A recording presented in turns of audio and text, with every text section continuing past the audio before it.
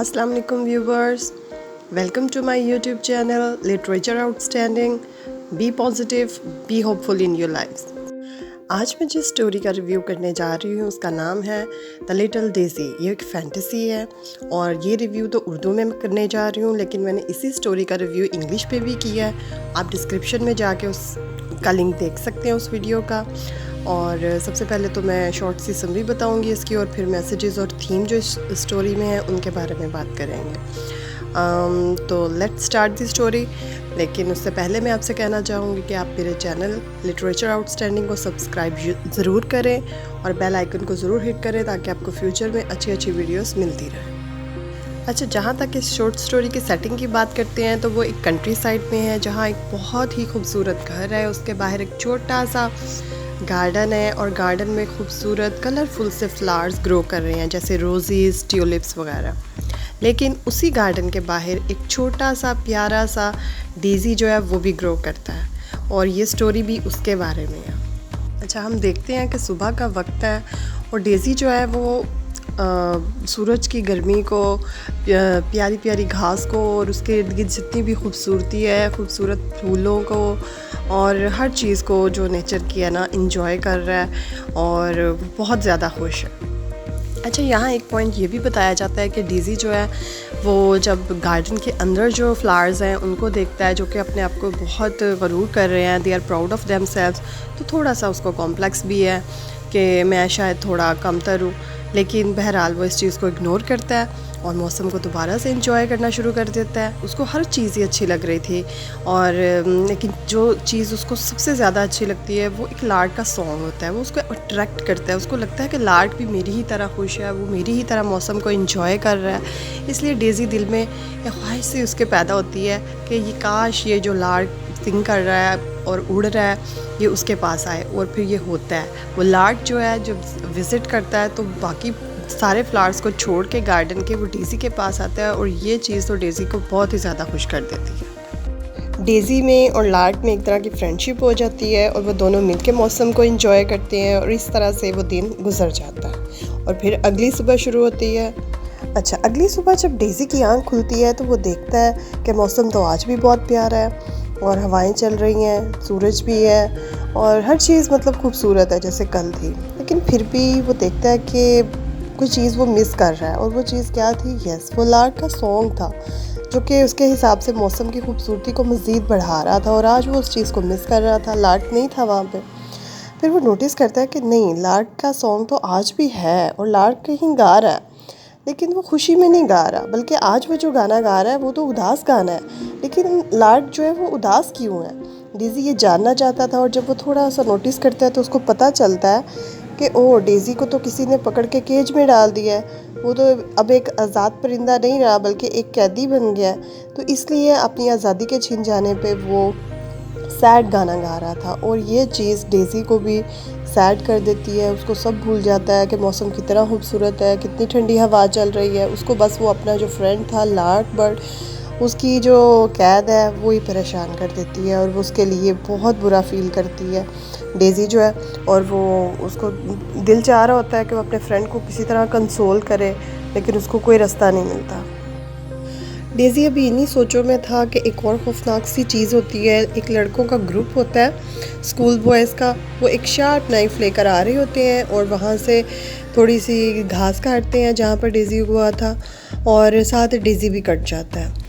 Actually ये वही शरारती लड़के थे जिन्होंने कि लार्क बर्ड को भी केज में रखा था, और अब वो ये सारी घास और ये डेज़ी वगैरह को काट के भी उस केज में रखना चाह रहे थे डेज़ी के साथ, और वो ये ऐसा करते भी हैं। और जब वो ये ग्रास को और डेज़ी को लार्क को ऑफ़र करते हैं तो एक दफ़ा से फिर डेज़ी और लार्क जो है वो इकट्ठे हो जाते हैं, पर इस दफ़ा वो एक केज में इकट्ठे होते हैं। अच्छा, अब डेज़ी और लार्क जिस सिचुएशन में इकट्ठे हुए थे वो बहुत सैड सिचुएशन थी। दोनों ही जो थे वो केज में थे और दोनों एक दूसरे के लिए बहुत बुरा फील कर रहे थे। एक तरफ डेज़ी सोच रहा था कि ये बर्ड के साथ क्या हो गया है कि इसके अब ये एक प्रेजेंट बर्ड हो गया है और अब उड़ नहीं सकता, नेचर एंजॉय नहीं कर सकता और फ्रीली गा नहीं सकता उस तरह से खुशी के साथ। तो दूसरी तरफ जो लार्क बर्ड था वो भी डेज़ी के लिए बुरा फील कर रहा था कि अब तो ये ज़मीन से इसका राब्ता ख़त्म हो गया है, तो बहुत जल्दी इसकी डेथ हो जाएगी। तो दोनों ना एक दूसरे के लिए बहुत बुरा फील कर रहे थे।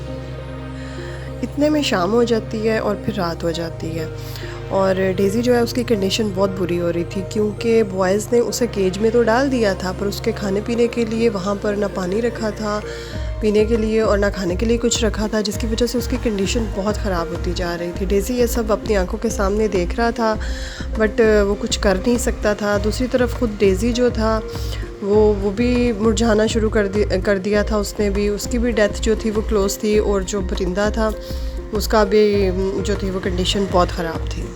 ओके, हमें एक तरफ तो ये दिखाया जा रहा है कि जो लार्ड बर्ड है वो बहुत ज़्यादा प्यासा है और भूख लगी हुई है उसको और उसके पास खाने को कुछ नहीं है। तो दूसरी तरफ वो ना अपने फ्रीडम के डेज़ को भी मिस करना शुरू कर देता है, जब वो एक आज़ाद बर्ड था और कहीं भी जाके खा पी सकता था, उड़ सकता था, नेचर को एंजॉय कर सकता था, गाना गा सकता था, मतलब वो फ्री था। तो वो उन दिनों को भी मिस करना शुरू कर देता है, आज़ादी के दिनों को। दूसरी तरफ जो डेज़ी फ्लावर होता है वो भी मुरझाना शुरू कर देता है, लेकिन इस हालत में भी वो लार्ड को जो है वो कंसोल करता है। लेकिन बहरहाल ऐसे ही दोनों वक्त गुज़रता है, रात का वक्त गुज़रता है और दोनों इस पेन में ही सारी रात गुजार देते हैं। और सुबह जब होती है तो बर्ड जो होता है उसकी डेथ हो जाती है। बॉयज़ आते हैं, वो देखते हैं कि ओह परिंदा तो मर गया है। फिर उन्हें याद आता है कि ओह हमने तो उसे खाने पीने को कुछ नहीं दिया था। तो वो बहुत बुरी तरह से रोते हैं कि वो ये हमारी गलती की वजह से मर गया, हमने ही तो इसे कैद में डाला था, तो खाना पीना तो हमने इसको दिया ही नहीं था। तो उनको बहुत ज़्यादा पछतावा भी होता है उस वक्त और वो बहुत ज़्यादा रोते भी हैं। फिर वो ना थोड़ा कंपनसेट करने की कोशिश करते हैं। इसके लिए वो सोचते हैं कि हम इसको ना एक शाही तदफीन देंगे और एक बड़ा प्यारा सा रेड बॉक्स सिलेक्ट करते हैं उसको दफनाने के लिए। और फिर उसको जब दफना देते हैं तो फिर बहुत ज़्यादा आंसू भी बहाते हैं।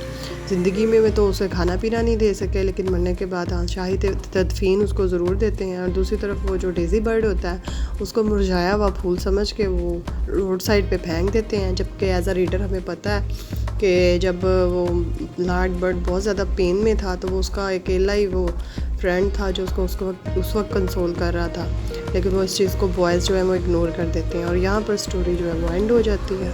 अच्छा, स्टोरी जो थी वो तो एंड हो जाती है और बहुत सैड एंडिंग है, बहुत इमोशनल सी स्टोरी है, इसलिए मेरी पर्सनल फेवरेट थी, इसलिए मैंने इसे सिलेक्ट किया रिव्यू के लिए। अच्छा, स्टोरी जो है वो बेड टाइम स्टोरी है बच्चों के लिए, लेकिन ये एडल्ट्स के लिए इसमें बहुत सारे मैसेजेस हैं मेरे हिसाब से। और सबसे पहले तो मैं स्टोरी जो है वो उसके जॉनरा पे बात करती हूँ। तो ये एक फ़ैंटेसी स्टोरी है। फ़ैंटेसी में यही होता है कि जो इनह्यूमन कैरेक्टर्स होते हैं, बर्ड्स होते हैं या फिर ये जो फ्लावर्स होते हैं या दूसरे इस तरह की चीज़ें होती हैं, वो एक दूसरे से बात करते हैं, अपने जज्बात वगैरह का को एक्सप्रेस करते हैं। तो जैसे इसमें डेज़ी कर रहा है या लार्ड कर रहा है। तो ये स्टोरी जो है, शॉर्ट स्टोरी, ये वाकई एक फ़ैंटेसी है और बड़ी खूबसूरत और हार्ट टचिंग सी फ़ैंटेसी है। तो राइटर ने बड़े खूबसूरत अंदाज में पेश किया है और बहुत खूबसूरत से मैसेजेस देने की भी कोशिश की है। तो मैसेजेस में सबसे इम्पोर्टेंट मैसेज मेरे नज़दीक जो है वो चेंज का है कि वक्त जो है वो कभी भी एक सा नहीं रहता है। यहाँ पर हमें वक्त दिखाया गया, जैसे एक सुबह दिखाई गई है जिसमें डेज़ी जो है वो भी खुश है, जो बर्ड है वो खुश है, गाने गा रहा है और मौसम एंजॉय कर रहा है। दूसरी तरफ डेज़ी भी दिखाया जाता है तो वो भी खुश होता है, वो भी सूरज की गर्मी को और हवा को, हर चीज़ को ठीक तरह से इंजॉय कर रहा है। जबकि दूसरी सुबह बिल्कुल मुख्तलिफ है, तब परिंदा भी कैद में है और जो डेज़ी है उसकी भी डेथ क्लोज आ जाती है क्योंकि उसको काट दिया जाता है, ज़मीन से जुदा कर दिया जाता है। तो वक्त जो है एक सा नहीं रहता है, वक्त जो है वो बदलता रहता है, कभी अच्छा वक्त है कभी बुरा है। तो अच्छा वक्त जो है उसमें इंसान को अच्छे तरीके से उसको एंजॉय करने की कोशिश करनी चाहिए, ना कि वो माजी और अपने मुस्तकबिल की परेशानियों के बारे में सोचता रहे। अच्छा, एक और जो थीम जो इसमें मुझे बड़ी अच्छी लगी है वो है अथॉरिटी, कि अगर आपके पास ज़िंदगी में थोड़ी अथॉरिटी है, पावर है, कुछ है, तो उसको मिसयूज़ ना करें, उसको दूसरों की ज़िंदगी को मिज़रेबल बनाने में यूज़ ना करें, जैसे वो नॉटी बॉयज़ ने किया है कि परिंदे को पकड़ के कैद में डाल दिया है। तो इस तरह से अपनी पावर का गलत इस्तेमाल नहीं करना चाहिए, बल्कि उसको सही तरह से इस्तेमाल करें। तीसरी चीज़ इसमें है कि ज़िंदगी की कदर करें। दूसरों की ज़िंदगी की कदर तब करें जब वो ज़िंदा है, जब वो मर गए हैं तो तब उनकी कदर करने का और उनकी अच्छी सी कब्र बनाने का, उनको शाही तदफीन देने का और आंसू बहाने का कोई फ़ायदा नहीं होता है। जब इंसान ज़िंदा है तब उसकी कदर करें, तब उससे अच्छे तरीके से सलूक करें, उसके साथ अच्छे तरीके से बात करें। और तो ये ज़्यादा मेरे ख़्याल से कंसिडर करेगा और यही बताने की कोशिश भी की गई है। इसके अलावा फ़िलासफ़ी ऑफ लाइफ कि ज़िंदगी बहुत छोटी सी है, इसको अच्छे तरीके से गुजारने की कोशिश करें। तो ये छोटी सी शॉर्ट स्टोरी है पर इसमें मैसेज बड़े डीप थे, इसलिए मुझे ये अच्छी लगती थी, इसलिए मैंने इसको रिव्यू के लिए जो है वो सिलेक्ट किया। इसके अलावा कुछ पैसेजेस मैंने इसमें इस रिव्यू में शामिल किए हैं, वो मुझे बड़े अच्छे लगते हैं, वो लाइंस जो राइटर ने लिखी हुई हैं। आप भी पढ़ना चाहते हैं ज़रूर पढ़िएगा। और एंड पे मैं यही कहूँगी, अगर आप लोगों को रिव्यू पसंद आया है तो काइंडली मुझे अपना फ़ीडबैक ज़रूर दीजिएगा और मेरे चैनल को ज़रूर सब्सक्राइब कीजिए ताकि हौसला अफजाई होती रहे। कमेंट सेक्शन में अपने कमेंट्स भी दीजिएगा।